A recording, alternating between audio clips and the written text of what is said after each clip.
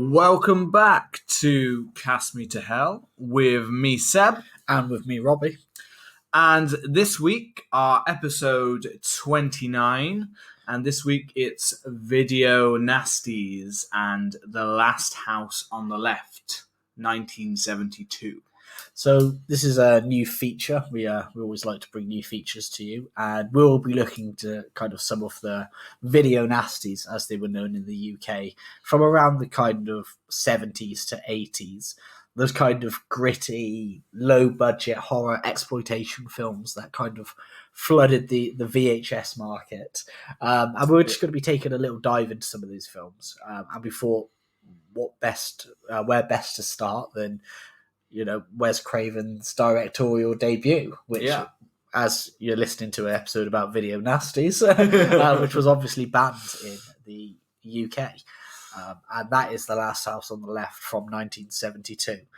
Yeah, so obviously Wes Craven, we are both big Wes Craven fans across the board, not just his standard Scream and Nightmare on Elm Street, but also things like The Hills Have Eyes. Those are kind of drilled into our horror love, and he probably is one of the ones that kind of started my kind of love of horror. Him and John Carpenter are pretty much the ones that sculpted my love of horror.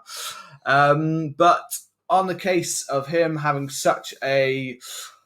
Well, for me and you, was this the first time you've seen this film? Yeah, it was. It was as well, yeah. For both of us. Yeah, I'd seen the 2009 remake. Yeah, so had I. I saw it shortly after it was released, and then I watched it maybe a year ago or something like that. I just randomly stumbled across it again and felt like watching it. Yeah. And thematically and kind of plot-wise, the films are kind of extremely similar, aren't they? Yeah, the basic story is pretty much along the same lines.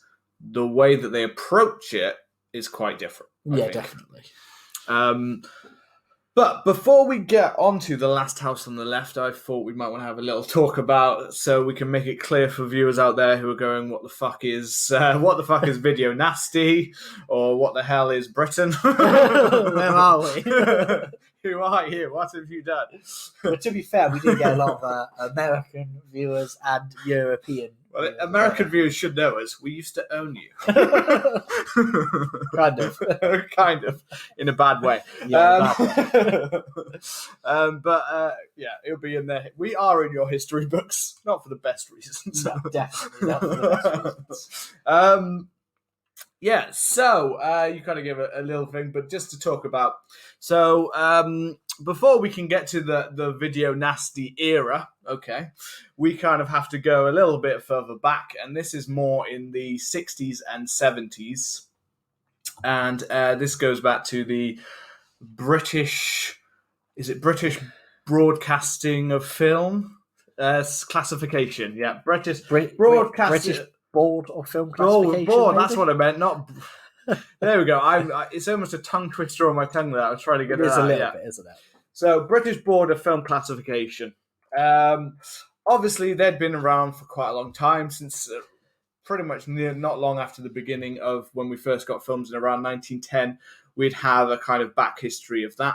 But they themselves had always been a little bit of a thorn in the side of certain types of cinema.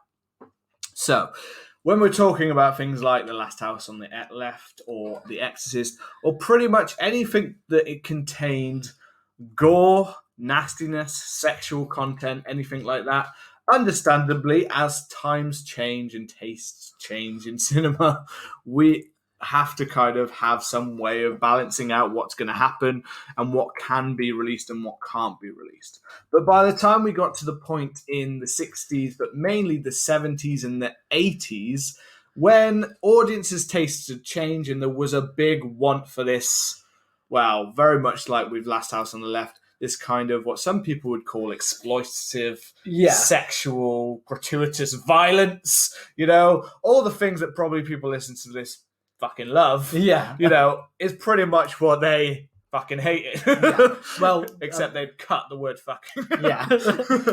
Well, I mean, kind of post-World War II Britain, and Britain in general, kind of, even to nowadays to a little bit, is quite a reserved country, isn't it? Yeah.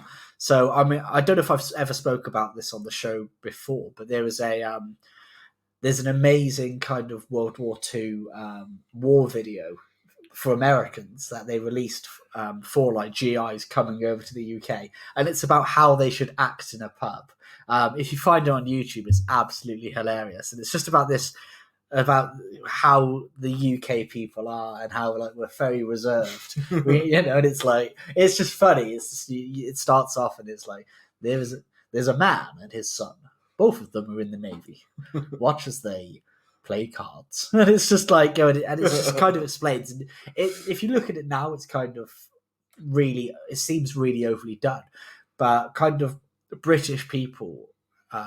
For most of the 50s and kind of the 60s, were kind of very prudish and were very reserved. Yeah. I mean, if you look at the explosion of Beatlemania and music and stuff like that, you see a massive change in pop culture from around the 60s. Yeah. And as we kind of come in and, we start to trade films with America and we start to do stuff like that. And, these kind of exploitation films kind of became big, and back then you wouldn't have had so much. We didn't have the internet, so you wouldn't see trailers. You wouldn't be able to watch it. It was a lot of word of mouth. You'd only see it on. There wasn't even as much of the trailers on TV and things like that wasn't as common, at least in the early days of TV and things like that over in the UK. And on top of that, you'd also pretty much the only time you'd know about new films was if you were going to the cinema. Yeah. Or reading about them in magazines and things like that, which don't exactly have the same context. And like you said about the video, but that's still the way that some Americans think that we are. They think we're all like upper class, well-spoken, kind of very reserved. When there are a lot of things in our country that we can do that they can't do over, Yeah, very strange. There are lots of things like that. And to them, the way that we drink and things like that, and the ages for our drinking, a lot of them go like, to them, in America anyway, it's a bit like, that's preposterous, Yeah. Use of her British word. But then they also laugh at the TV license, which is quite funny. And it's, I mean, I don't agree with the TV license. I'm just throwing that out there. Yeah. But yeah, so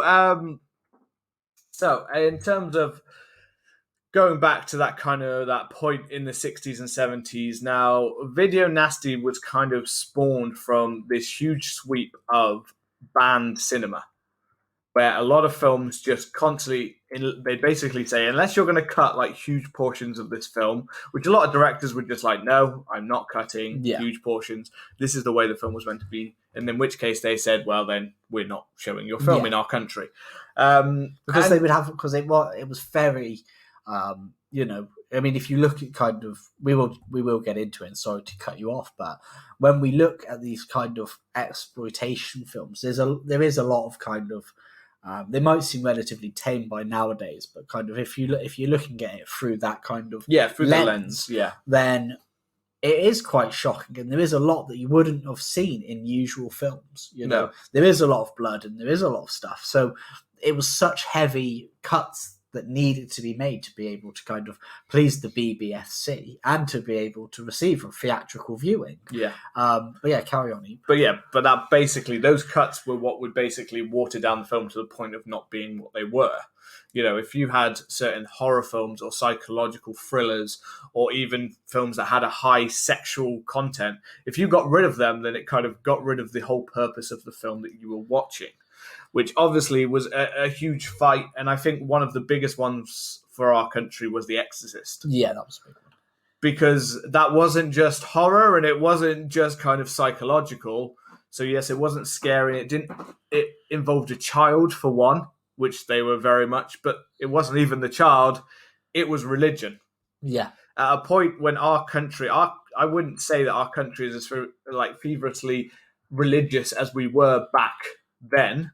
But back then, it was still very much communities. And I'm not saying we don't have communities now, but we're very different in our approach to communities and the way we live kind of now. Whereas back then, it all still felt a little bit more like wider communities. You'd go to church and things like that. Which very much still a part of, which might be a part in some parts of America. Listening, like all church is a huge part of them. There are still parts more southern. I believe, that are very much more like very much churches still. For us, although there are still parts, it's no longer like an expectation that you'd be someone going to church on Sunday. Yeah, it was. We were very, Church of England was a Church huge of like England. over. Well, religious leaders had a lot of power. I don't know if power's the right word, but they had a lot more sway, didn't they? Influence. And a lot more influence. Yeah. And a lot of people were kind of religious and were kind of in that secular lifestyle. I don't know if I were to use that word right, but I mean, if you look through the list of kind of films that the BBFC did kind of, ban and stuff like that, you've got stuff like A Clockwork Orange. Yeah.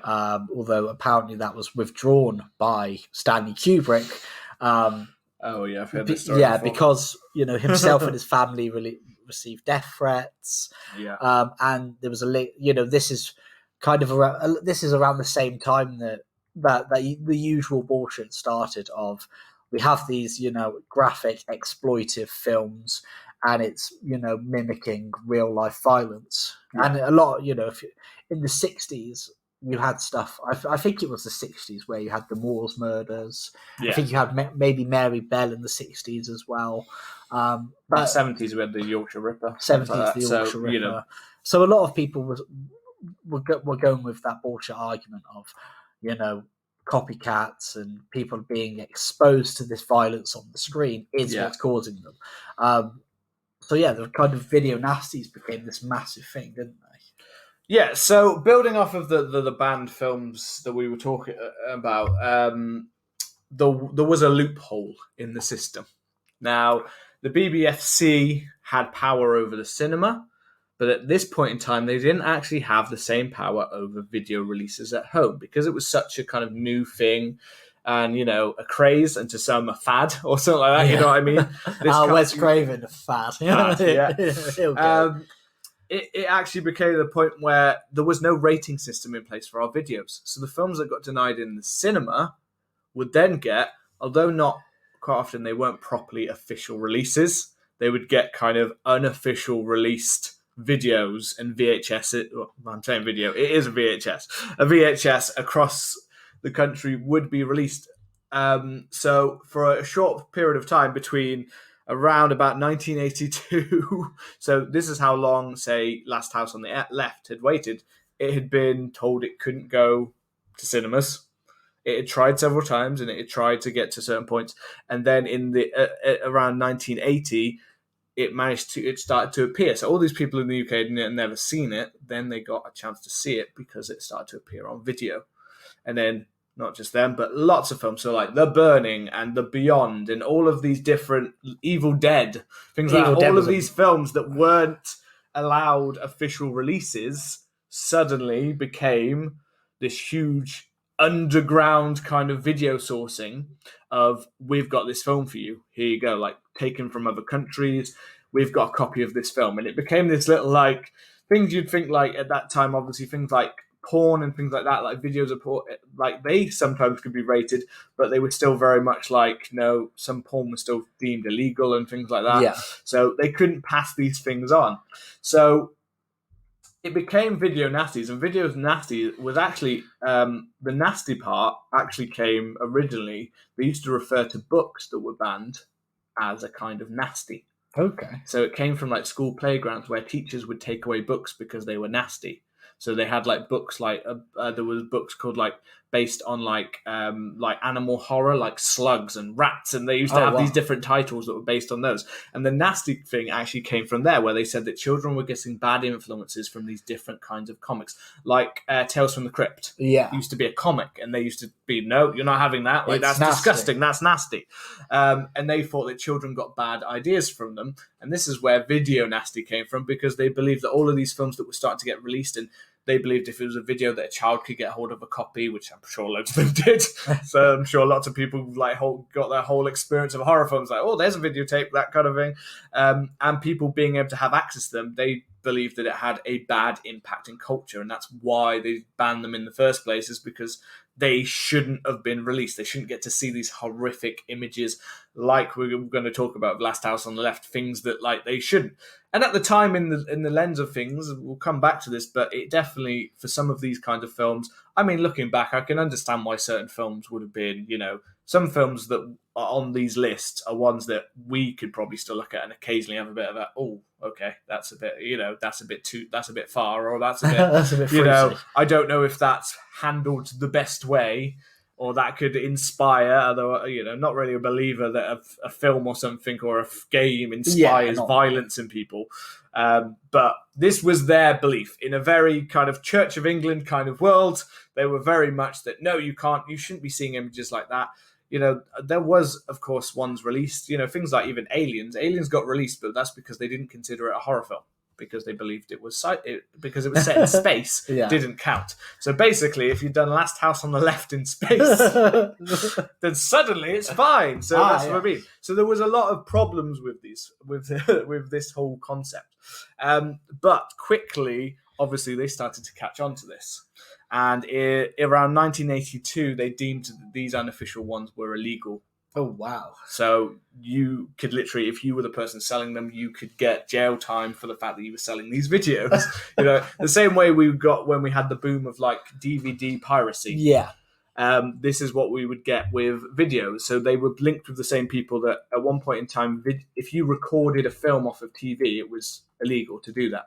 So you weren't allowed, even though you could record TV, you weren't allowed to record films and then pass them on or sell them or things like that, because that was deemed as distribution. They had all of these films and it started to become illegal, which actually in some ways drove it even up, because not only did we have films that were playing right into it, so on their posters and stuff, even with The Exorcist and things like this, they started playing right into it and going, it's so scary, they've had to ban it. And then it's like literally on the poster for Last House on the Left, it literally says you'll have to keep repeating to yourself, it's just a film. It's just a film, it's just a film, it's just a film. So they completely kind of took this and were like that. And it drove this market of people who were like, I want to see these films. And it became this kind of, you know what I mean? If you told me that like horror films they said were illegal, then it's going to suddenly, it's like when you're freaking 16 and you're told you can't have a drink. It's like, well, I'm going to do it. And then suddenly, the second you turn 18, you're like, why is it not as fun? Yeah. And you're like, that's because it's not illegal anymore. Yeah. You know what I mean? Something that shouldn't really be, should be illegal, but, should in some ways is, suddenly like, oh, that's not as fun anymore because I won't get in trouble for it anymore. Yeah. Imagine if that was still the case and we had to release this. This was like it's like 1984 with podcasts kind of thing, like George Orwell kind of like, we're doing this in a secret bunker to bring you cast me to hell. And we end up like getting arrested and having to answer the Queen's justice, hung for talking about Friday the 13th. Hangings never went away. Yeah, hanging never went away. The Church of England took power. State execution for watching, like. So on these lists of, we've got a huge list in front of us, and on our Instagram at CMT8 Podcast, I posted one earlier of like a whole bunch of the different kinds of film pictures of those that were kind of released. But it's just insane. So we've got ones like scanners. Yeah. Certain Friday the 13th had to be cut for them to get certain releases and things like that. I mean, the Texas Chainsaw Massacre, I when I say I always remember that, I mean like when I was young. Yeah. And you would hear things about it and refused a cinema certificate in 1975 and then was actually allowed uncut in 1999. Yeah, that's which mad. Is mental, isn't it? To think that they didn't get that kind of is just insane. So and then there's just ones where they made cuts and no one got to see the uncut version for like a long time. So passed with cuts for cinema for The Hills Have Eyes, and no one actually got to in the UK. It was never the full uncut version wasn't released until 2003, which would have been on DVD at that point, kind of thing. Yeah. I thought that one said it says Home Sweet Home. I thought it said Home. Sweet Home Alabama. the notorious song. But yeah, and we've talked before about like things like mentioned like Zombie 2 and things like Zombie Holocaust and all those kind of ones. Zombie Flesh Eaters, they were all like they were all banned banned from cinema.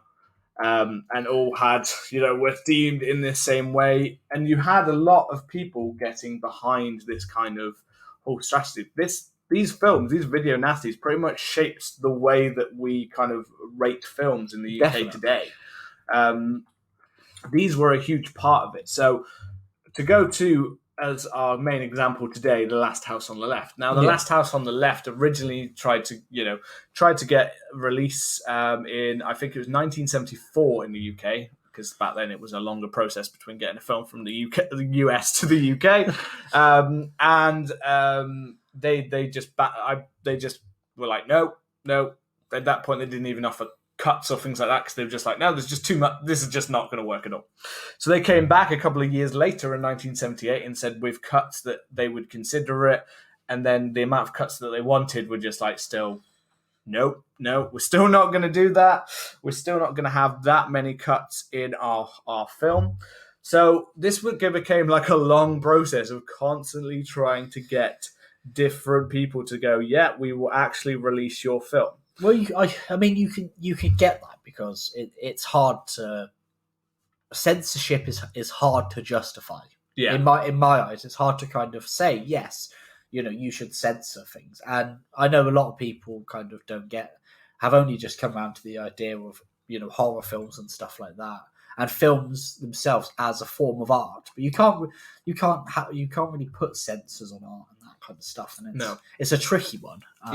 Because you don't want to have stuff that is clearly offensive, but it is a very tricky one. And it definitely, I think, especially for the time frame, 1972, for this film was pushing boundaries in a big way. The themes of, sexual violence and, gratuitous violence, like in some ways, and just general, at times, this one did at times have a kind of real sense of like, well, it's not it's not imaginary violence, is it? No, it feels. That's what I mean. It feels real at times. There's some of it where you're like, it just holds onto a shot for a long time, and you're like, okay. Well, the whole idea of the exploitation film was the move away from the kind of the supernatural and the move away from that kind of stuff towards more real and towards more this kind of everyday stuff that could potentially happen. Yeah. Horror films that kind of dominated stuff before. I mean, even if you go back and even listen to episode 3, where we're trying to predict horror crazes, we speak a lot about how, 30s and 40s, you had kind of a lot of dominance from stuff like Hammer and Universal. And then, 50s, you had a lot of sci-fi and Invasion of the Body Snatchers, that kind of stuff. But kind of mid-60s onwards, you do see this emergence of the kind of, if we're talking about like Rear Window and Peeping Tom, we see this more kind of grounded, potentially could happen. And then the exploitation films almost took this a little bit of a step further, I think, this film as well, Last House on the Left, is very much, it's inspired not just by the generation, it's the generation of not just the hippie generation, you know what I mean? That kind of coming down to thing, people finally accepting the reality around them. Very much people saying that they were in a bubble, like the war and stuff like that. Yeah. It had set off a certain kind of reality in like through to World War II. But people tried to still return to this kind of, let's try and return to what we had before it kind of thing. But by the time we got to the 60s, people started speaking out, like 50s to the early 60s, people started speaking out, and it became this kind of, the bubble started to burst, and gender roles and stuff like that started to change, and racial roles started to change. And then we had the Vietnam War. And the Vietnam War, although I know like more obviously American than the rest of the world, for like at least for like say American and things like this, it kind of showed images around the world of things that were just so grounded that we didn't see in the first wars. Things that they kind of hid away more in the first. This time it was on camera for everyone to see the violence that was happening around the world. I mean, First World War, there was a lot of pro-war propaganda, and people were signing up because they wanted to be heroes. And they thought that, you go to war and it would be like, not saying it that, they expected it to be, fun and games, but they didn't expect it to be what it was, know. And then a lot of people did come back kind of broken. And there was a difference where, World War, it was your duty, and, you were expected, and it was an honor to go and fight for your country. But then when people started to challenge things and started to think more, I think they did still have conscription for Vietnam. I know they did, because Muhammad Ali obviously refused to go. But they had a lot more people challenging it and speaking out about it's a war that they shouldn't be involved in. Well, that's what I mean. There was a difference between Hitler's regime, which actually was like, we need to stand up to this. Yeah. And the difference between one which was like, so why are we fighting this war? Yeah. That was the thing with Vietnam. It was one of the first ones where we were like, so why are we fighting this? Like, I get like they understood the reasons behind the other one, the horrific things that they were doing, but that one was not started on the same thing. That one was much more of a greed kind of thing. And that's where a lot of people started to speak out in that way. And that's why I think that's why seeing those images, things like that, kind of brought people down to earth after a generation of like a hippie generation where they were very much kind of speaking out about their feelings and open up to things, and we no longer had so much the housewife stereotypes and things like that. We had anyone could be anyone kind of thing. I think people much more were drawn to tell stories of a grounded appeal. Yeah. And I know that this is what Wes Craven wanted with this. Before we get quite to that, I was going to finish off because we did kind of trail off on where it's going. As we do. We do that all the time, but it's fine. I was just going to say, so Last on the House on the Left is actually one of the main films that's actually doctored for why we ended up having the Video Recording Act in 1984. Okay. So that's why they started to fight back against these video nasty that were coming through. But this is when they also used it as a proper, they used the term officially to do a list of video nasties. So before it was a term that was used, a colloquial kind of term that was used as like a slang kind of thing for these kind of films. Now it was officially called Video Nasties on a list of video nasties and was banned. And because any film that was kind of part of that regime pretty much got a ban to begin with, and then had to go through, once they'd set up the whole system, had to go through the whole system. And the remainder of the 80s and the 90s, it had this cult, especially Last House on the Left as one of them. It had a cult kind of following of people who had actually got to see it and things like that before it got banned. And obviously there were still copies getting around and things like that. And in the UK, we have one of the main people behind it. We have a critic called Mark Kermode. Never heard of him. We've never. No. He pretty much probably is one of the biggest in the thing. He's a bit of a dick. I gotta be honest. If you look into him, like I'm saying, he comes across like a bit of a dick. He might be lovely in a way, but when you're doing reviews and stuff, he is very much a lover of film and fights for it. And he fought for Last House on the Left. He literally went before the board of classification and was like trying to give them. He got several occasions. He went in front of them and said why this film is an important piece of cinema. Not just, and he was one of the advocates for horror films early on when people said that they were just smut, crap, that kind of thing. All these things they would throw him. And he said, he stood before them and gave a whole list of reasons for why this film should be allowed release, even if it's an 18 or something like that. It should still be allowed a release. And 18, I'd say, is correct. Even now, I'd say 18 is probably still a correct term for this film. They still said no. Oh.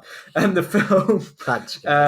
So it started to get to points where certain councils in the UK were starting to actually, because there were still some loopholes where a council could still say certain things were allowed. So they were starting to say that you can have this video on release in our part of the city, but not in other cities and things like that. So that's how it's crazy that a film's created this kind of, madness about definitely. And changed the rules.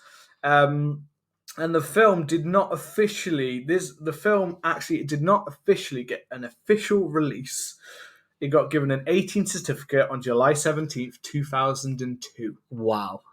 2002, 30 years after the film was made, and it still had cuts. Fuck. It still had 31 seconds of the film cut.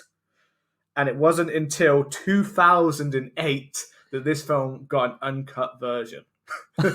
Literally 36 years to get The Last House on the Left full uncut version. That's mental. So that is kind of a background of like video nasties and a background of UK's madness with banned films, and like what kind of sets up the fervor behind this film, and why some people may not have seen it in certain ways, why people might have stayed away from it. People think that this is just, it must be a really bad film, you shouldn't watch this film kind of thing. And there still was, and it still follows this film kind of thing. Yeah. And it is interesting that, after all of that, as much as they kind of say it's important, well, before I go there, is there anything else that you wanted before we go into? No, I think I mean, we've given a bit of an overview of Video Nasties, and I think this, like I said, this is going to be a series that we do return to. I mean, if you actually go on the if you go on the Wikipedia for Video Nasty, there's about 82 films that were kind of not given UK releases and were only passed with heavy cuts or released uncut many years after. Not quite the 30 years after, but definitely many years after. And we're not gonna cover all of them because some of them are probably shite. Let's be honest. But some of them will be exploitative, poor films that like probably deserve some of it. Yeah, but there's stuff like Eaten Alive, which I want to check out. I mean, there's Hills Have Eyes, I imagine we will come back to because it's another Wes Craven. Texas Chainsaw Massacre, Prom Night. There's a whole bunch that we are going to return to, but I think for doing a feature like this, I think it's good to get stuck into what the Video Nasty is and the history. So I guess let's jump into actually Last House on the Left. Yes. If you've enjoyed that little chat about Video Nasties, mostly from Seb. No, don't be sorry, man. I've been off for a couple of days ill, so it's good that you're talking. Yeah, wow.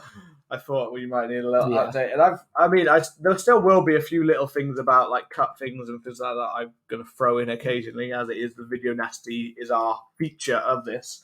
So still a few things I'll mention, but let's talk about the actual film. So it is Wes Craven's directorial debut, and it is written by Wes Craven.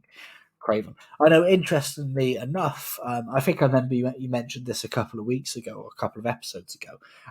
Sean S. Cunningham from Friday the 13th production did actually produce this film. It's starring Sandra Peabody, Lucy Grantham, David A. Hess, Fred Lincoln, Jeremy, I guess you pronounce that, Rain, and Mark Sheffer. So the film actually itself does have a relatively low cast, small cast, should I say. It's pretty contained, yeah. Yeah, it's pretty contained. So the budget for this was $87,000 and actually went on to make $3.1 million at the box office. None of that would have obviously been from the UK. Yeah, it was good. It was good money. I mean, one thing is this film is like a little treasure chest of your favorite horror franchises are kind of embedded in this. Obviously, yeah, like you said, like Wes Craven written, edited, and directed this film. Sean S.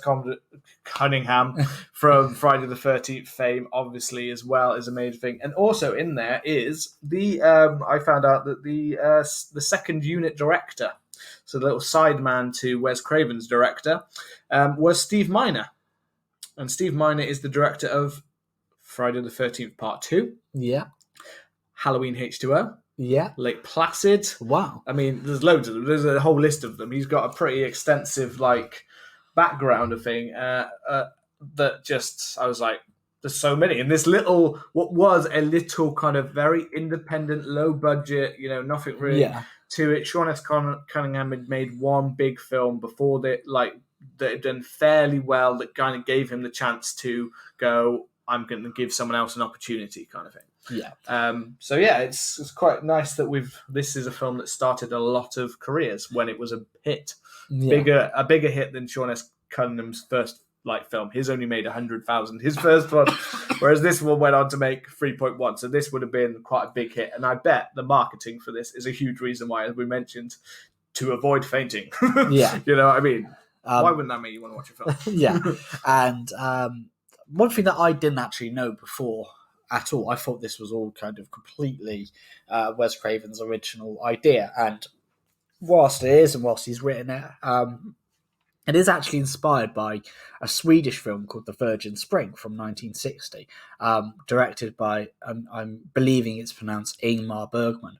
And that itself is actually based on a Swedish ballad, which I'm not going to attempt to pronounce. And that's kind of, it does have, it's very thematically and plot-like, very similar. But obviously this is, apologies, this is a bit more of an updated, and definitely you can see where the idea came from, but this is definitely where, Wes Craven does have his own touch on this film. I mean, straight away from the opening, this is quite strange when you watch anybody's directorial debut, and particularly when you're going so far back as something like this. I mean, this film was 40 years old, and when the first Wes Craven film I would have watched was probably Nightmare on Elm Street, and then I probably would have watched Scream, and I almost went backwards with his work, body of work.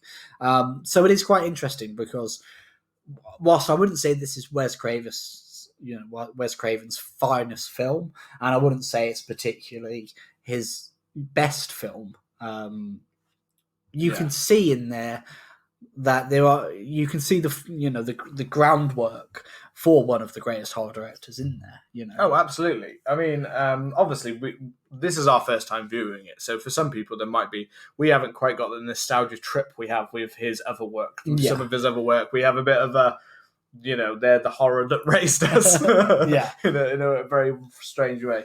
But with his work in this one, you can definitely, as you said, see that kind of groundwork laid out. You can see that he's got this kind of dark humor is kind of in there that was very much we expect from some of his other works. He's always got a little bit of a touch of a twisted kind of humor in there. But there's also, and what made some of it work, even when he was freaking killing in dream sequences, is that he has this kind of groundedness at the times with the killing part of it, the kind of really letting characters kind of have their pain kind of thing and kind of playing it out.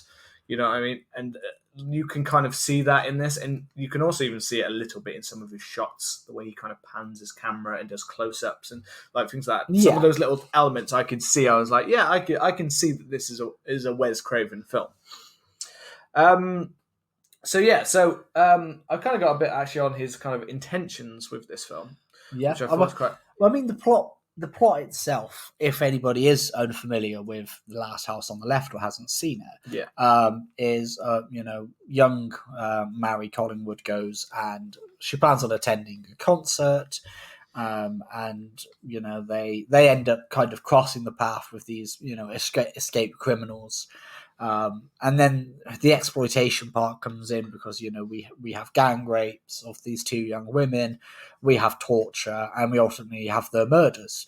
And then we get a kind of flip on the head when the escaped gang end up going and seeking shelter at the young girl's family. And then the family then find out and take their vengeance. That is kind of the story, isn't it? Yeah, it is. It's an art, like the beginning of the film is very much this kind of like linking it across as this kind of. It's almost a bit like the beginning of the film kind of feels a little bit more like a Mary Collingwood coming of age kind of thing. Yeah, it does lull you into that kind of false sense of security with the happy family. They all seem quite, a bit odd. Yeah. A bit too maybe like close at times. There's a whole conversation about her nipples. Well, tits was the main thing that stuck out to me. The use of the word tits. Yeah. It was kind of like, because obviously tits is a very British word, and I was just kind of amazed at it, that I heard it, and I was thinking, what the fuck? I texted you about 5 minutes into it, because we watched the same version. There are multiple versions going around, and I believe we watched the uncut one, maybe, or the as it was intended. Yeah. And I texted you about 5 minutes into it, because there's the conversation about, obviously, the bra burning and not wearing bras anymore, which kind of would have been a big thing at that time. Yeah. And then there's just the mention of tits and stuff like that. And I was thinking, that's such a strange word for them to use, you know? Yeah, you do get this. Well, it's straight away, I got that kind of, like, this kind of running through of, like, yes, I straight away, like, was like, this is definitely a 70s film. Yeah. You could feel it, you know. So I know that's strange to say because it was made in the 70s, but they don't always feel so like on point in time. But this one definitely, I was like, this is very much not just coming of age, but like, I am woman, hear me roar kind of thing. Like, I'm coming of age, I'm going out and doing my thing. I can talk about my tits. I don't need my bra. You know, all those kind of things were coming through. The parents maybe were a little bit more stuck in time. Dad, not so much. Mum definitely was very much like, that's not how a woman is. That's not how you would be. Mum, like, at the beginning of the film anyway, comes across more like the, you know, the classic archetype of, like, the mum. You know, the mum, the housewife, the husband, doctor, that kind of thing, you know. As, like, and, in fact, the doc, I just referred to him as Doc half the time, because I can't remember. I can't remember. He's the Doc. Apart from she was, or it was Mr. and Mrs. Collingwood, because I can't actually remember actually hearing the parents' name, which I'm sure they have got, but quite often throughout the film, he's just referred to as Doc. Yeah, well, and she's referred to as Mrs. Collingwood. So I forgot a lot of the names, and I confused a lot of them. Weirdly, this time I remembered more than I actually normally would. Normally, I'm rubbish with remembering their names. But yeah, so Mary, and then there's also the mention of her friend Phyllis, and she is much more kind of the other side of the tracks. You know what I mean? Like, they're the posh. The slightly posher family, and she's the other side of the tracks. Well, they mentioned she's from because she's from a bad neighborhood in New York, and from a lot of from some people who I've spoke to, apparently New York was a bit of a shithole in the 70s, from what I've heard and from what I've read and stuff. And you can kind of see that when they do when she goes into New York, because like Seb said, we have this bit where you're lulled into a false sense of security. You know, we have all this kind of happy music, and the soundtrack's very strange anyway. But we have all of these kind of shots of them out in the countryside, and these free flowing rivers, and these kind of big panning shots of countryside that they're walking through. And then, you know, they get a bottle of gin or spirits or whatever it is, and drinking it on the cliffside and talking about you doing it with boys and stuff like that. The band that they're going to see, what's it like to do with it's like Bloodlust. The Bloodlust, and then there's a comment that suddenly made me see the opening of the scene is Mary in the shower. Yeah, so the opening is her like showering at the beginning of the film. Yeah, you were looking at me straight. I was like, "Did we see a different cut?" No, but it's her having a shower, and you get some kind of nudity. But then you get her. She says a comment like that her breasts have finally filled out this summer, which suddenly made me question her age and like, okay, now that beginning seems a little bit more sexually exploitative of a young girl. Then weirdly it would have like, I'm like, this is a horror. This is a kind of a horror film, thriller, that kind of thing. And it's in my head, I was like, yeah, I'd expect to see boobs and stuff like that. It happens in most of them, but I was suddenly like, oh yeah, okay. So how the fuck old is she? Yeah, like what girl did we just see at the beginning of the film in the shower? Kind of thing. How old is she? Well, then we find out it's her 17th birthday, don't we? Yeah.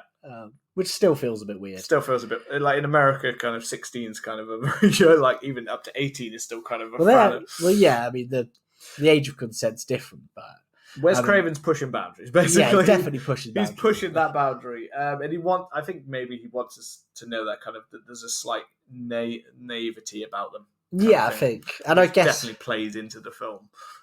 This kind of like they're not kind of quite as sure or kind of aware. They're kind of a bit too maybe free and to take in experiences and not quite always think about what those experiences, where it might lead them, I think is kind of there in this kind of context of this film. Yeah, well, I guess he definitely does play with that.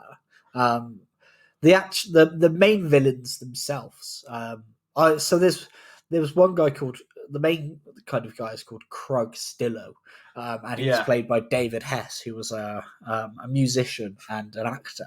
And David Hess actually did a lot of the music for the thing as well. And when listening to the soundtrack, I was trying to listen because there's times where it's almost like he's singing about what's going on screen. Yes, he Almost. definitely is. At the end of the film, he mentions the name Marie Anne Ferris in the song that he's singing at the end of the film. Yeah, so it's like he just basically like explaining the plot of the film, but in song song form. in song form. This is so you mentioned a minute ago about the very strange kind of songs, but also the very strange. I think the tone at the beginning of this film is really confusing. It threw me off so much at the beginning of this film.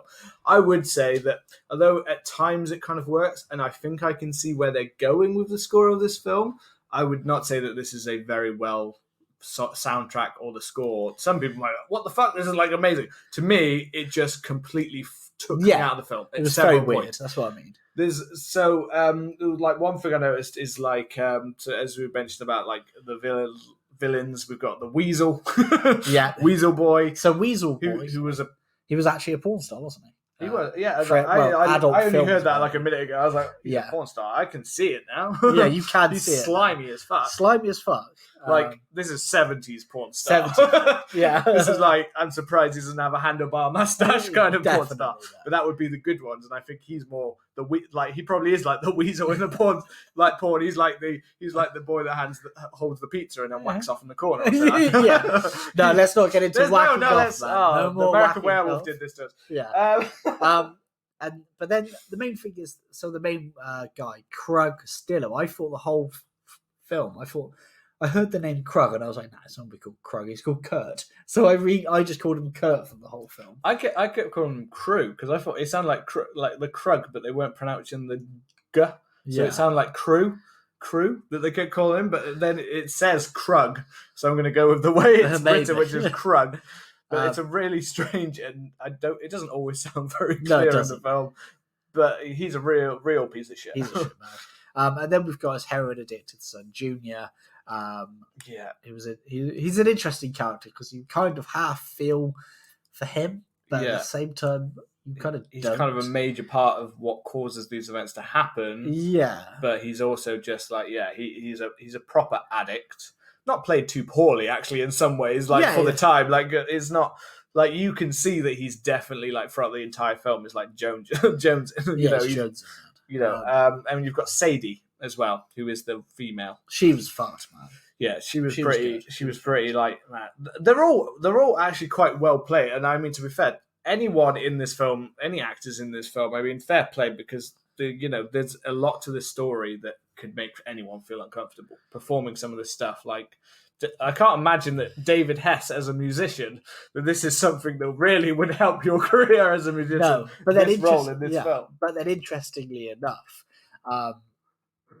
there is this whole thing about how Mary was treated, who is played by Sandra Peabody. I don't know if you heard about this, but apparently David Hess and the guy who played Junior, Mark Sheffer, apparently they were proper method actors. So there was, apparently Wes Craven had to console Sandra Peabody a lot, and there's a period where I think kind of around the rape of Mary happens, and Schaefer said to her, if you don't act, I'm actually going to throw you off the cliff right here. And there's all sorts of kind of madness that Craven himself even said that there wasn't much acting being done kind of during the shooting of some of the more violent scenes. They went a bit far. They went very far. Yeah, I believe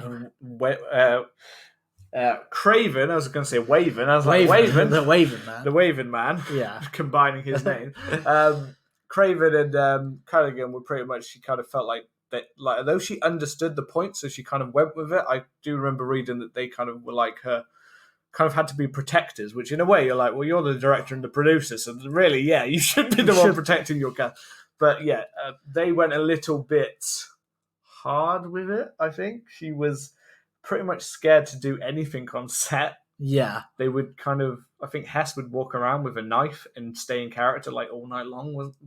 He'd come after them at night, apparently. Yeah. Try to break them out, break into their rooms and stuff. And it's weird because, just as a side point, you get you get these fabulous. I haven't used that word for a long time. Fabulous. You get these fabulous actors, who are method actors, such as, Daniel Day-Lewis is probably the most famous one, isn't he, of people who are method actors. Yeah. Who won't stop. Who won't stop. But then you get these kind of people, and I see the side of method acting and trying to produce the best you can.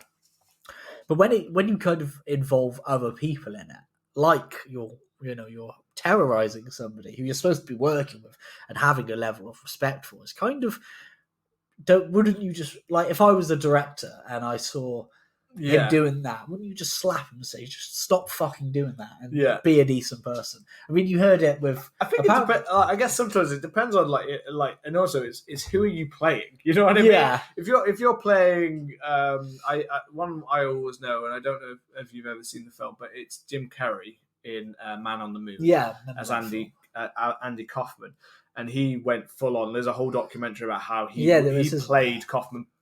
Most people say he was more Kaufman than Kaufman ever was. Like, he was even worse than Kaufman, the way that he would fuck about, kind of thing. Yeah. But at the same time, it's also not someone who's really a violent character or anything like that. You know what I mean? So he was a complete dick, and people absolutely hated him. Okay, fine, but he put in a very good performance, and it's kind of that kind of thing. But if you're playing someone who's a killer and a rapist, I'm not sure if I want them to suddenly be too method.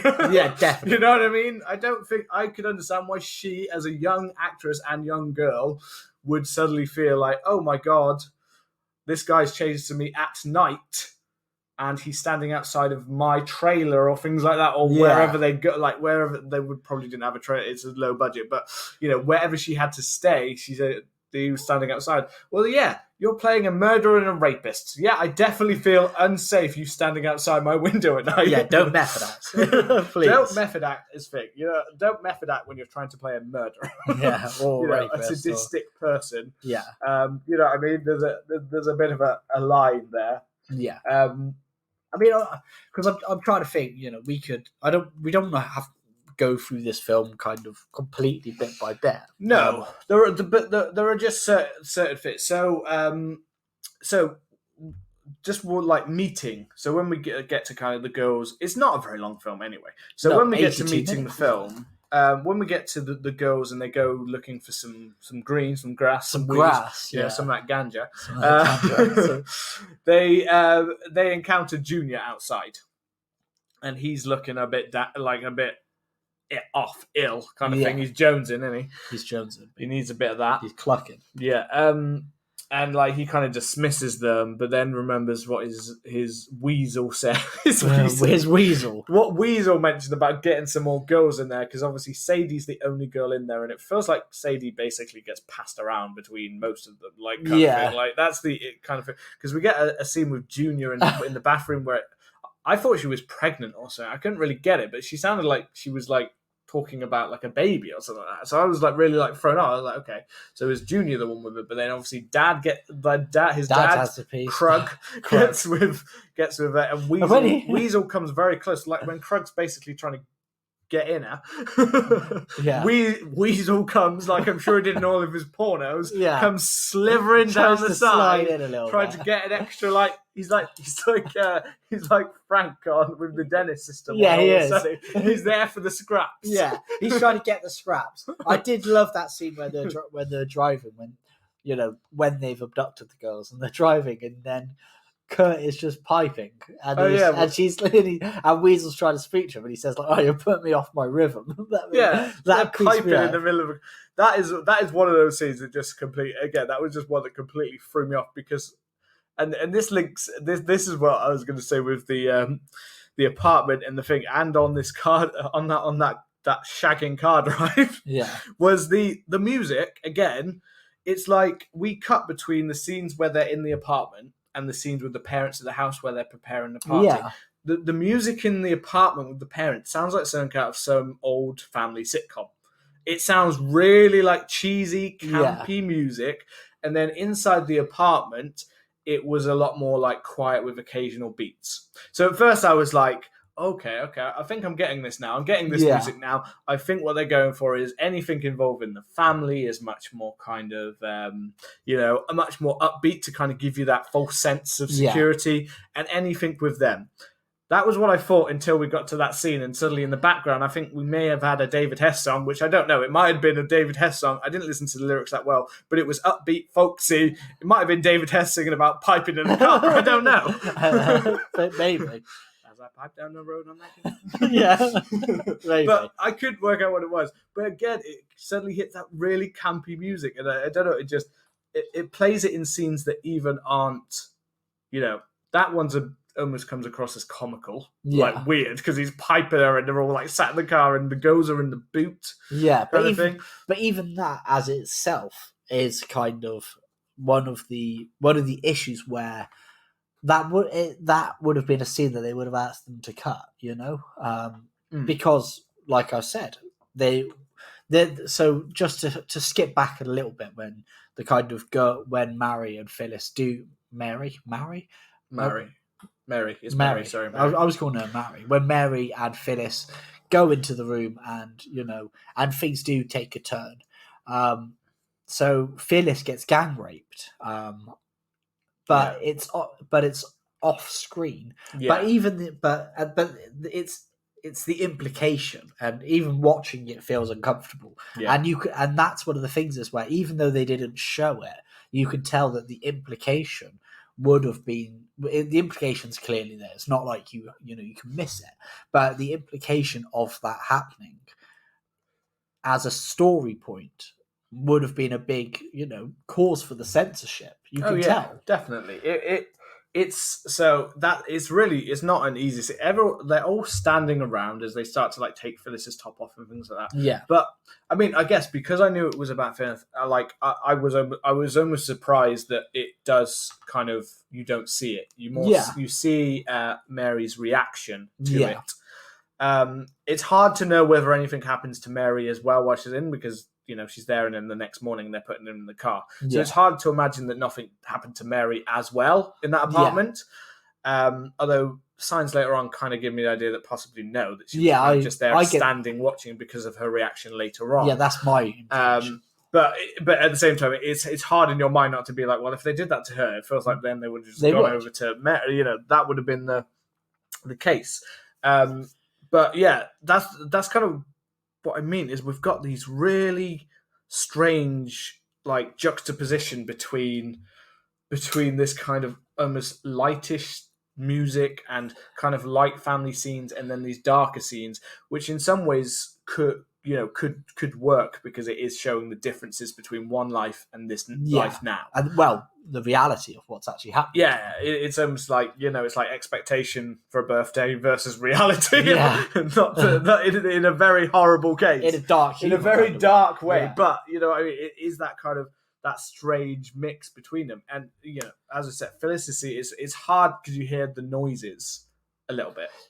It doesn't take too long to cut off, but that scene is very like, you've got Junior's reaction and you've got Mary's reaction, and just she doesn't quite know what to do. She's just kind of in shock, and then we've got them bundled into the back of a car.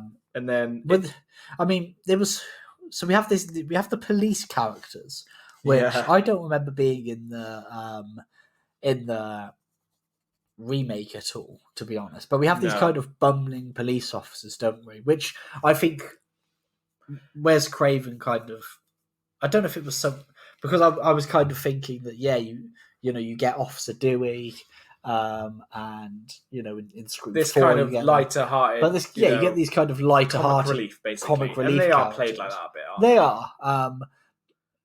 They just feel really weird.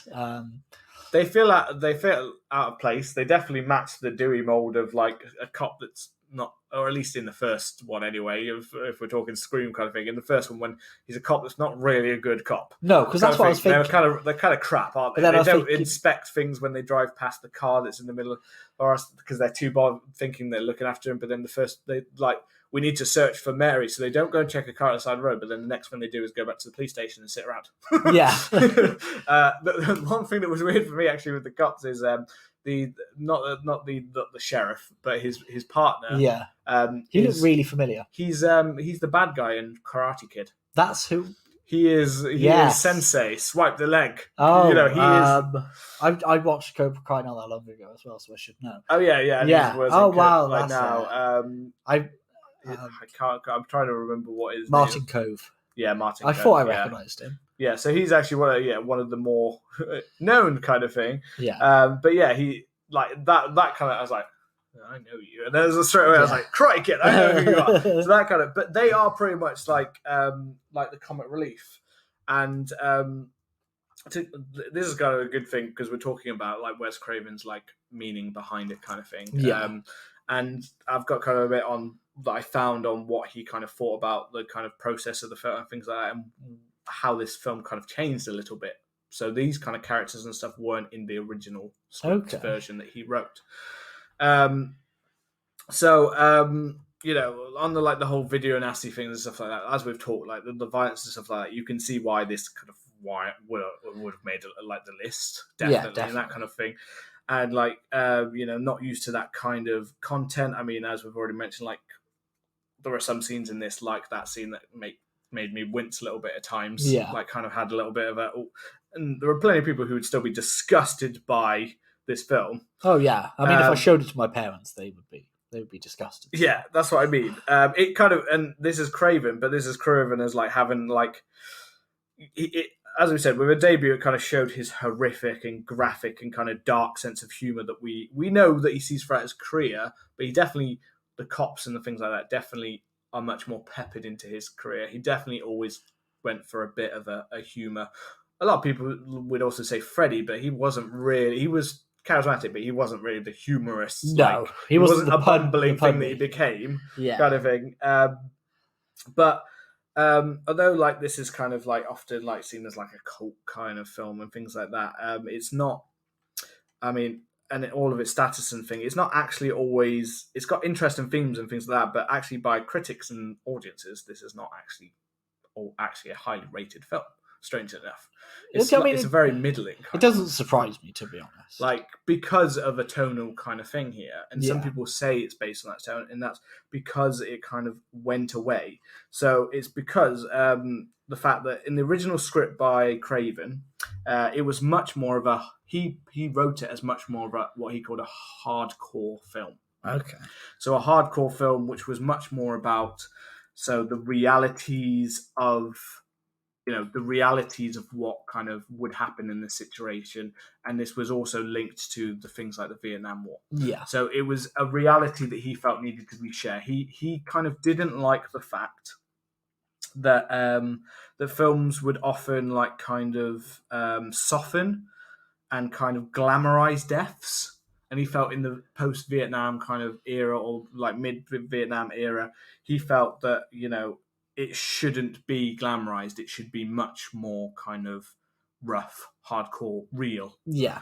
And that was kind of his original intentions for the film. Now, the original script for the film has actually never been released. It is somewhere. Someone has it in storage, but it's never actually been publicly released.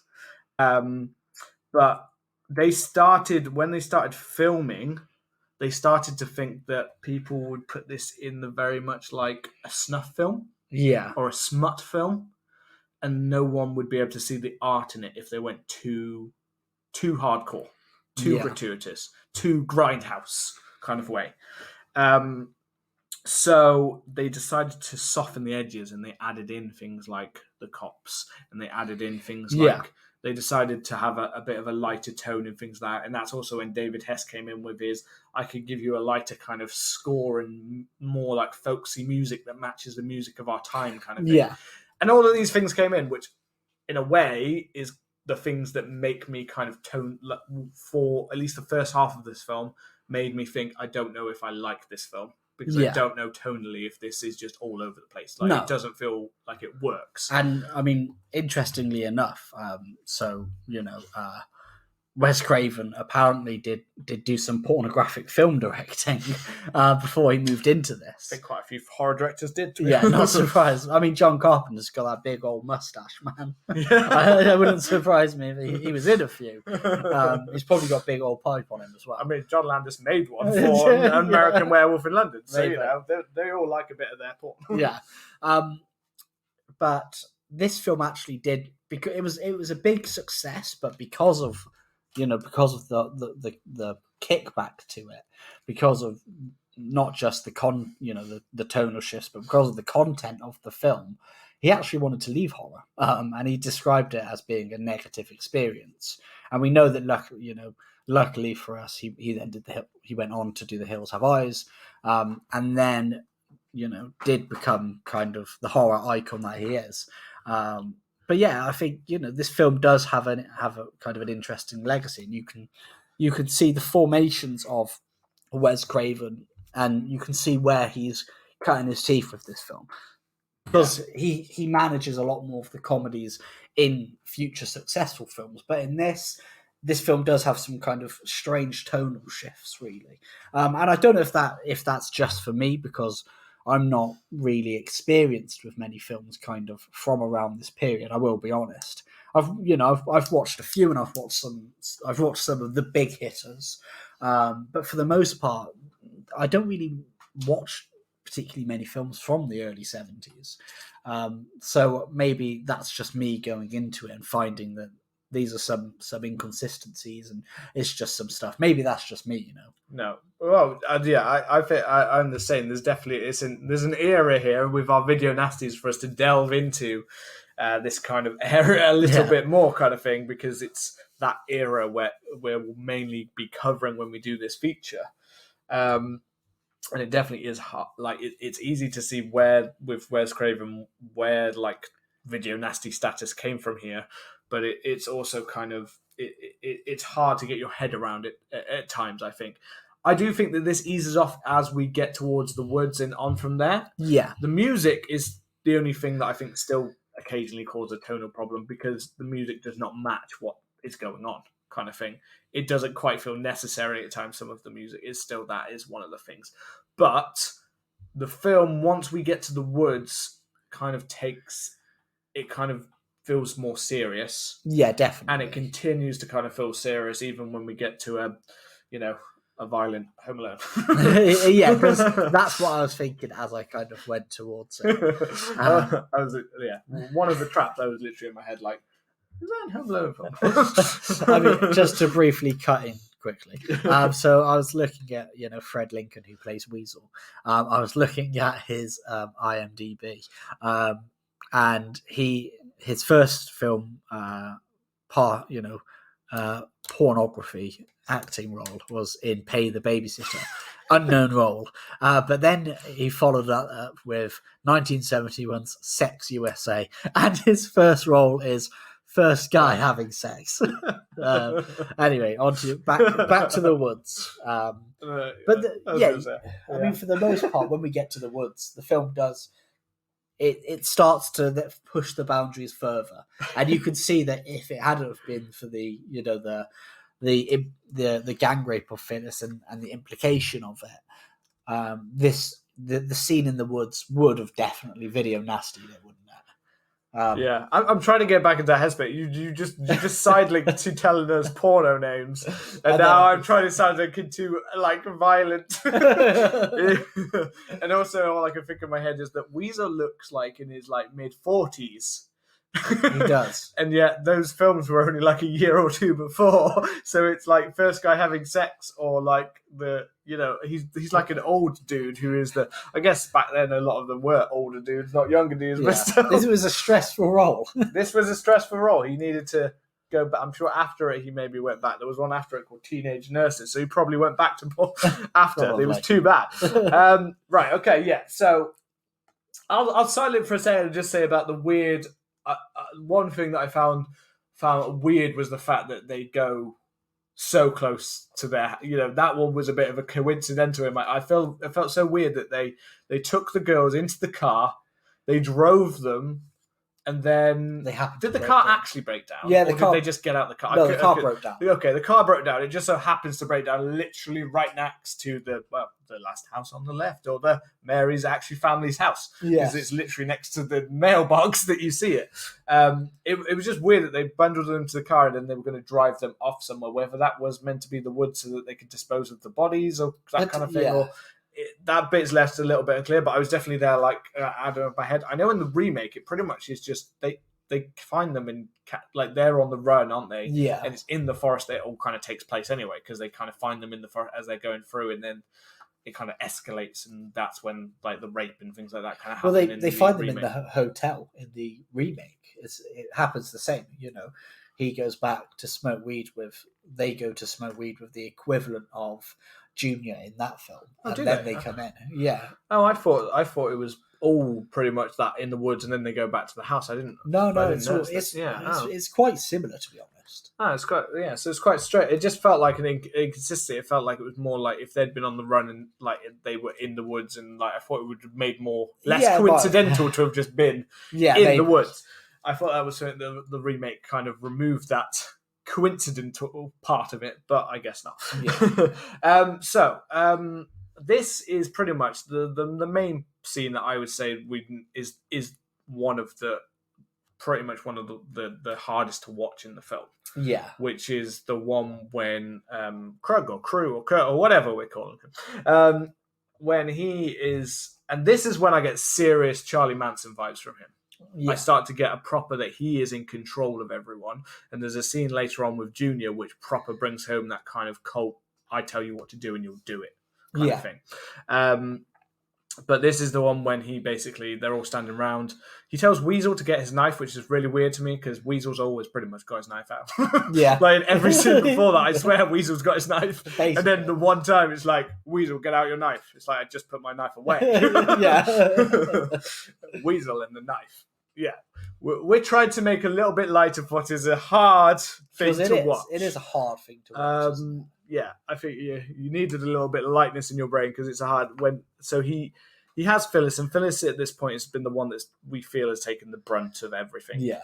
And they continue to single out Phyllis. I don't know why it is, because maybe it's because she's the one that talked up more in the house. Potentially, yeah. She comes across more as the mature and stronger of the two, and I think Krug very much kind of leans into that he wants to kind of break her. Yeah. Whereas I think straight away they can see Marie is broken. Yeah. Like she's already broken. They don't need to break her. She's done, kind of thing. Yeah. And Phyllis is then told to wet herself. Yeah. And it's a real, like, kind of, you're just there, like him just lauding his power, kind of thing. Yeah. There's nothing that they can kind of do. She calls him like a disgusting pig or something like that. That's earlier, but yeah. Yeah. And that that kind of the joking between the gang is kind of gone a little bit, isn't it? Yeah. And it's very much Krug or whatever being in control, and so he makes Phyllis piss herself, and the actress actually did in real life. So it's not, that's an actual thing. Well, because I read that she's the actress herself says that she did. Yeah. And then one of the people that were on the thing actually said that it was a wet sponge that was in her trousers. Yeah. So there seems to be like several accounts of different people, but I tend to go that the actress is the one that did it. Yeah. She said to get into that psychological mind frame, didn't she? To kind of like really feel it. She felt like she needed to do that. Yeah. And then, he forces them to, Mary and Phyllis, to strip and to perform sex acts on each other. And it's really hard, and it's just really uncomfortable feeling. Yeah. This is why I'm assuming as well why you didn't get the feeling like anything actually happened sexually to Marie in the house before, because her reaction here is very finally her clothes are being taken off and suddenly she has this big reaction like it doesn't seem like she's now whereas Phyllis seems much more like just numb. Numb, and this is kind of what we have to do to survive almost. And it's just quite uncomfortable dealing. It's quite uncomfortable. We don't see any of that kind of sexual part of it, but we see them on top of each other, and we see little shot things. I believe there is an uncut version which actually goes on longer, Yeah. There is a cut version, which I can't say I'd be interested in seeing. No, definitely Like, not. it's not so that like you need to really watch more of it. There was more already than I was expecting to see of a film of this age. And it's not easy to watch. Junior is in the background just looking like horrified, the kind of thing. In fact, Junior's the one that actually gets them out of something, because originally it was that Phyllis and Marie, she wanted Phyllis to beat Marie. She was going to punch her in the stomach until she's like basically like sick, kind of thing. Yeah. And Junior's the one that kind of comes over to try and stop it, and then he knows that he's not going to stop, so he tries to divert them to something less violent. Yeah. With the sexual thing, which Yeah. He's trying, but he's also the one that got them into this. So I don't really feel sorry for Junior, but at times he comes across sympathetic. Yeah, he's an interesting character, isn't he? Yeah.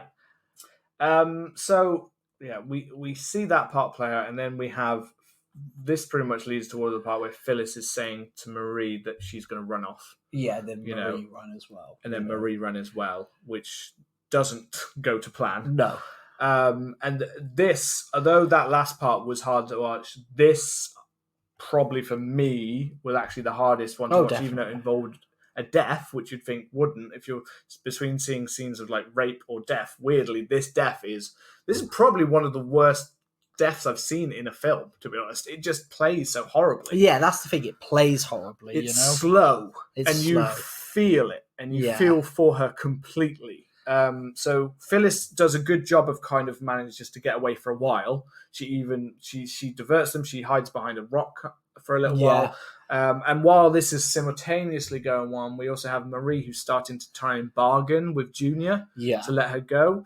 She gives her a necklace, the piece necklace that she got earlier.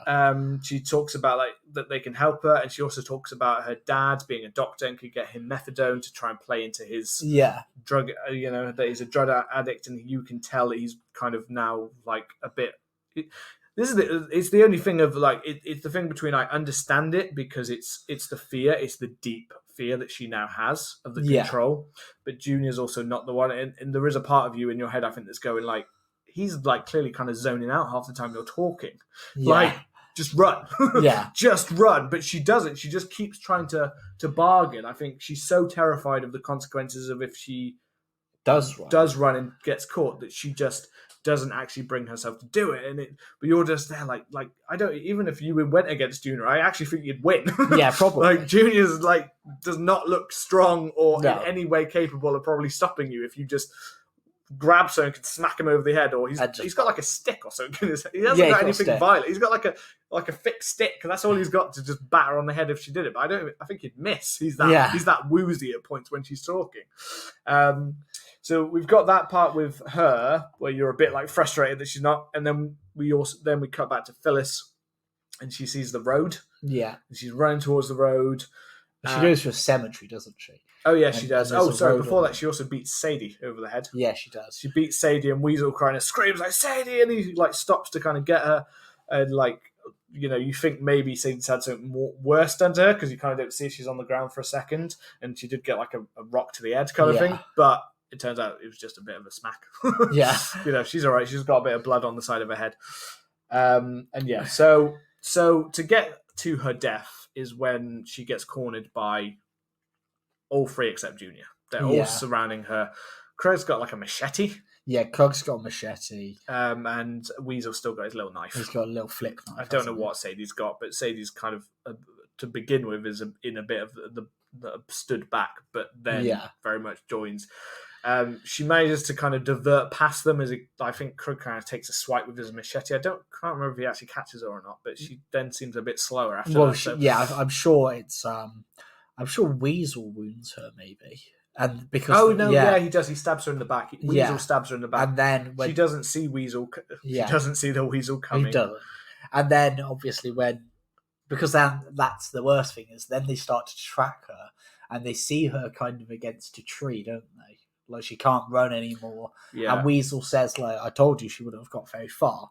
And that line really stuck out for me. And like you said, the whole thing just feels uncomfortable. And we've watched, many gory films. We've watched films that have much worse death than this, but it's something about the slowness, and it's something almost because it is What almost they've been quite through. grounded. Yeah. What they've been through, that it does feel just dirtier in a way. I think you know? also because this is such a low production and the camera is not, it's not as high quality, even if films of that time still could have done. It all that grittiness, that kind of guerrilla style that they've kind of filmed it in with the pan shots. It suddenly feels almost like, and I think Wes Craven wanted it to be kind of a bit documentary style. He wanted you to feel that this was like, it was like watching a recreation of a real murderer. And this is what you feel like. It's like when you hear the murder stories of real victims of like the Yorkshire Rip-Off, and they describe what it was like, their death would have been like. This is kind of what it feels like. And it's also because, as we said, slow. And so like Weasel goes up, and it's a lot of it is with his little knife. Yeah. And it's just stabbing and like literally going into it. And Sadie takes over at one point and takes the knife, and they all kind of really seem to be enjoying it. And they all feel so sadistic, and they're like smiling and laughing, and they're getting covered in blood. But you're seeing Phyllis literally take each painful blow. And there's something about it being a knife and not even a big knife, that they're slowly like cutting her up and just stabbing and just jabbing at her. And a bit of the machete comes in and whacks at her arm and that kind of thing. And it just, I don't know. It's grim, isn't it? It's not a nice feeling. I like, as I said before, this scene alone, I understand why someone would ban it. I wouldn't even see like, I don't think we even see scenes like this play out in modern day. You know what I mean? Modern day horror that often. Like we see horrible, gruesome deaths, but we don't see them. Like if someone nowadays covers the subject of something like rape, they don't then go deep into their death. No, we normally don't get much like that, but we both get a rape and we get a very slow, painful, horrible death. Well, I mean, Wes Craven did a lot of that. If you're looking at Casey's death in Scream, again, it's another one. I was worried about it. I was like, what do you mean? Like, Wes Craven did a lot of that. I suddenly went into a much darker place of that. I'm like, what do you mean Wes Craven did stuff like that? No, you know what I mean? Like, with Casey, like, that is the one that sprung to my mind. That slow. He didn't do, for the most part, he didn't do characters' deaths being extremely elaborate or anything like that. It was, I mean, with the exception of a couple of the Freddy ones, but for the most part, the deaths were kind of this slow, borderline grounded. You get a chance to take it in, which is not bad, because in his other ones, I very much enjoy that style of it. I think in his later films, when he's got a little bit more, like, he holds back in some places a little bit more. He knows what he's doing more than that. Like, especially say with the Casey death, like, yes, you feel it and it's terrifying and it feels quite real, but at the same time, there's not that added context that this film has. No, definitely, and that's kind of what makes it harder. And as I said, literally right like that, like if we were like doing like some of the the cruelest deaths in horror, that would be on my list. The cruel death that's just horrible to just it makes you feel a bit like dirty. Like, and just like, oh god, like to imagine being in that situation. And it's like the biggest fear to be in that real life. And because it's this way, it plays into that. It's like we say with slasher films, but this is like the reason we're scared of slasher films is because it could be anyone. It could be, you know what I mean? Anyone could take that kind of flip. Anyone could have that. It's not you could cross, like in this film, you could cross paths with somebody like that. And with and that naivety of them just walking into the flat. Not thinking of it like that because they're not thinking that it's an unsafe thing, and Mary's kind of following Phyllis at that early point in the film because she thinks that Phyllis knows what she's doing. She thinks he's saying, like, it kind of feels like Mary's just kind of like along for the ride. She's more street smart, So she's like, "Oh, I'll follow her. She knows what's safe." And it's just like, you're like, "Oh my god!" Like, you just literally walked into a stranger, and you're just like, "What the fuck?"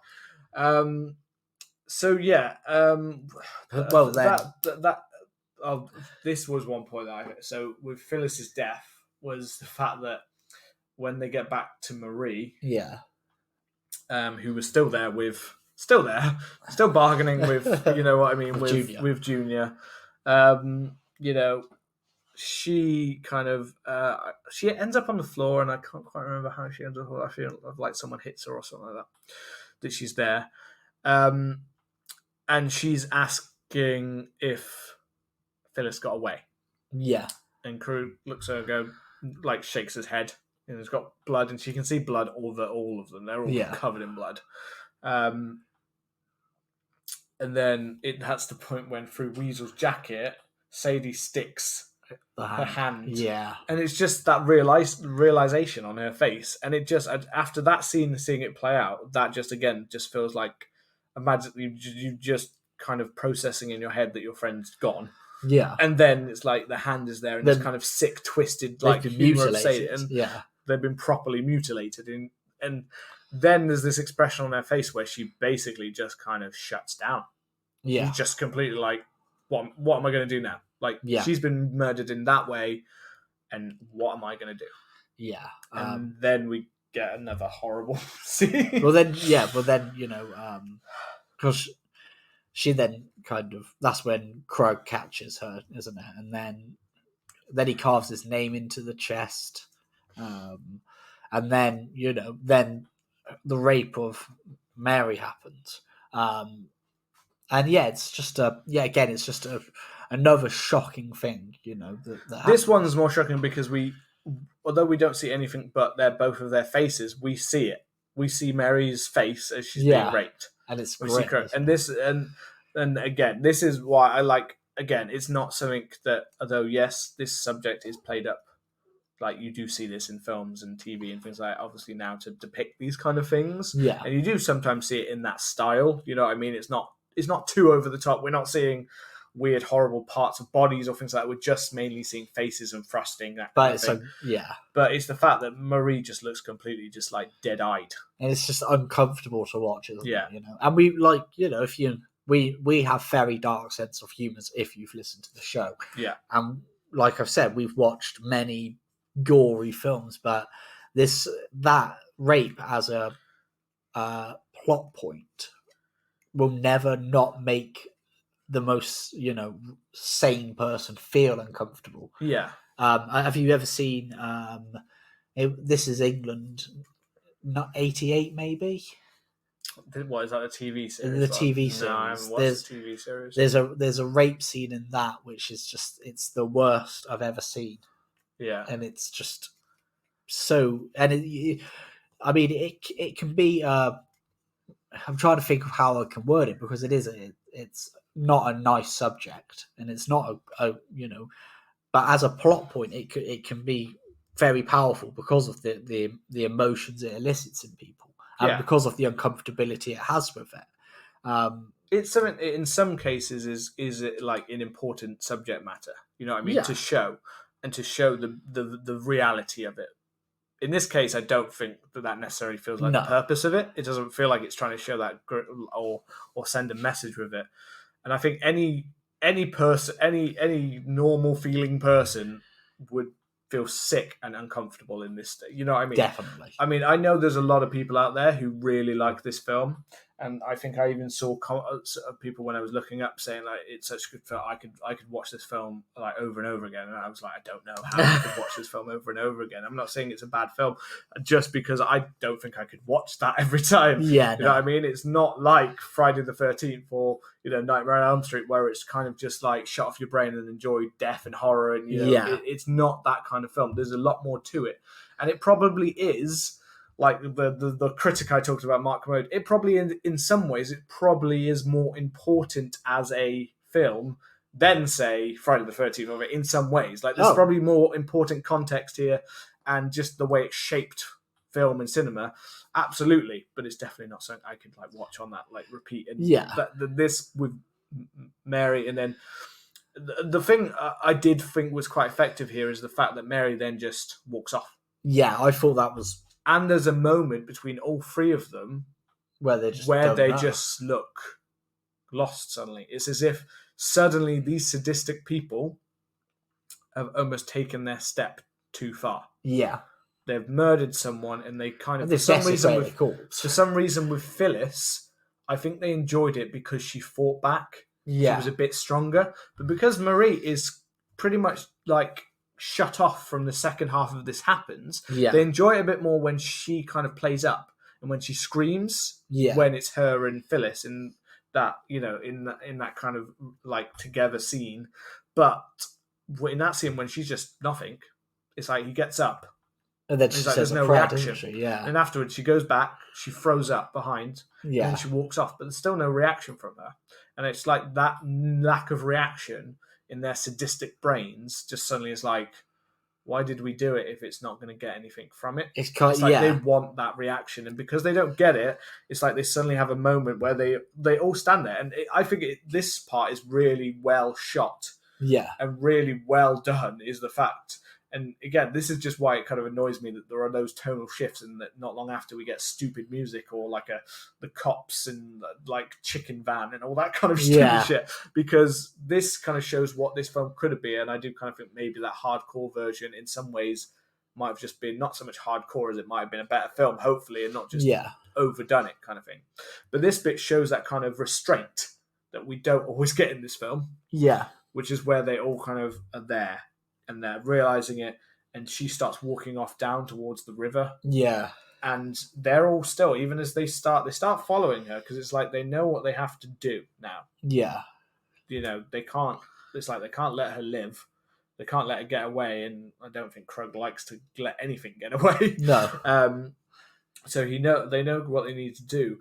But the other thing that shows in Marie's death scene.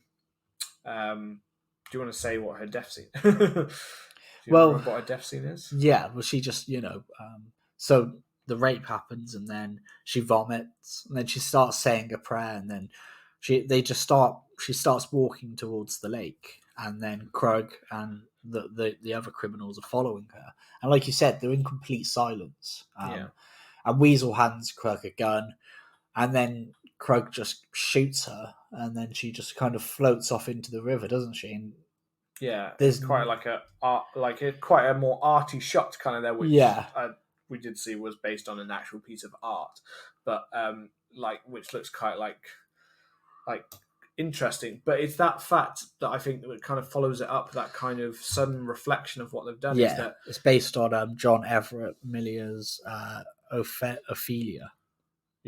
With her in the lake. Which it does. You can see the way that they've shot that and panned that. But I think the bit you said about the when Weasel hands the gun, but he has the knife and things out, but it's almost more of a Krug's put that away. It's like it's almost as if we've done enough. It is. We've done enough now, and it's like instead of Phyllis's death, slow and horrible because she's reacting to it, it's let's just put her out of her misery. That's what I picked up on. That's what suddenly made it a lot more powerful. And that scene there, and then it's weird because then you're 50 minutes into the film. It was about 50 minutes when she died. And then there's still about half an hour of the film left, and you're kind of in this kind of okay, well, where are we going next? Well, the film's only 82 minutes, and we've actually been speaking longer than the film is. So we get this.